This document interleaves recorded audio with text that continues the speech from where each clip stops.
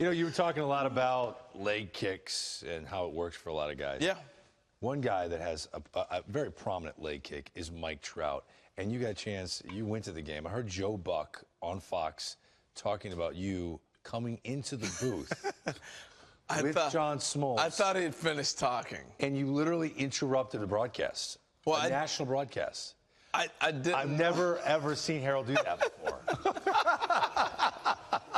Look, I thought Smoltz had finished talking, and I punched him in the gut, and it was like mid-word. He's like, yeah. I was like, oh. While he was, Ron, this really happens. I'm sorry. It wasn't playoffs. All right, so you saw, who cares? It's Harold's world. We're all just living in it. What did you notice about Trout? Hey, I got a chance to see Mike Trout. I mean, you talk about a fantastic player. I would pay money every day to watch this guy play because everything he does is so special. But we talked about this before. Everybody has a swing path, right? Pedro's talked about it, everybody else. I remember Tony Gwynn telling me, I only look for the ball in my swing path. I'm like, why didn't you tell me that early on? Trouts hasn't changed. From high school right there to the big leagues. He's still in that same path. You put that ball in that arc, and this is what he's going to do. All the way back to high school to now being the all-star player. Look how similar his swing is. Wow. He hasn't changed it. How do great hitters become great hitters? You don't mess with them.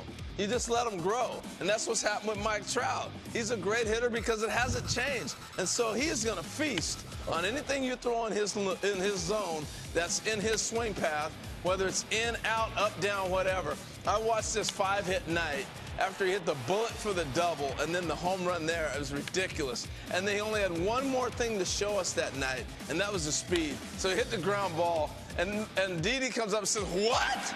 He's already there. I mean, it was incredible to watch him in person. But here's what I want to get to. On the swing path, that was a fastball. That's a breaking ball. He takes the opposite way. I mean, you could do the same swing every time. That's a 95-mile-an-hour fastball right there. That one's 98. And then this right here is going to be the base hit on a ball down and out. But look at the path his swing is on. Right. And so Tony Gwynn, and I don't know if we have what Tony Gwynn was saying about Ron Darling. We're supposed to be back there. We'll see if we have that or not, because he was very impressed facing you. But one of the things Tony had said was, I always look for the ball in my swing path. So for Gwynn, he felt like his swing path was right here. So for most hitters, you know, Pedro Martinez talked about seeing guys do their little pre-swing. But everybody's got a path that they're trying to get that bat in. So if you want to drop it into your slot here and take it through, that's going to be your path. Or maybe you're a guy down here. Or maybe you're a guy that likes a high fastball. But if you put it, Tony said, I used to look for, it didn't matter if it was fastball, curveball, changeup, whatever. If it was in the path down here, I was going to be able to hit it. Yeah, you said that he talked about, Tony Gwynn talked about Ron Darling. I don't know how he could have. He hit 500 off me. Well, apparently, we do have that sound. No way. Oh, it's true. Here's Tony Gwynn on our guy Ron. Listen to this. Ron Darling, this is a guy who, statistically, I hit well, but whenever I go up there, I never feel comfortable against him because he's got, what you saw there, good breaking ball, great fork ball.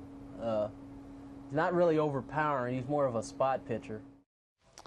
Well, I mean, that is so sweet of the late Tony Gwynn to say. He's one of my favorite players. He's one of those guys, when you get a hit and you see it first, you kind of like, again, that kind of guy. But I'll tell you about Tony. I bounced 2 fork balls in my career to him, 2 hits. Hit it on the bounce for a base hit up the middle. And he gets to first base, I'm like, what am I supposed to do? He got 26 hits off you. Most hits. Owned me. No hitter had more hits against you than Tony Gwynn. Yeah, the batted like, I think you batted 450 something. 441. 441. Yeah. Wow, crazy. I've got it all memorized. A little embarrassing. Little earpiece thing.